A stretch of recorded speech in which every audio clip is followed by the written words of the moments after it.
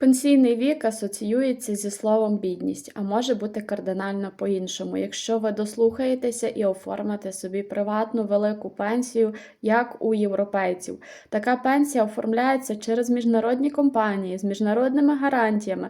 До неї не мають права добиратися, як дехто пише, можновладці, банки і подібні структури. Вона не залежить від держави, вона не виплачується в 60 років, а виплачується тоді, коли хочете ви. Вона не пропадає, якщо, не дай Боже, ви не дожили до пенсії, вона переходить в спадок.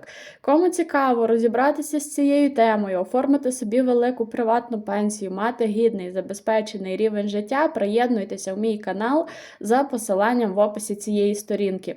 Там, як офіційний фінансовий консультант, я цю тему розвиваю, допомагаю з усім розібратися, і ви можете отримати безкоштовний підбір програми і навіть оформлення в режимі онлайн. Тому приходьте, запитуйте і не чекайте ні в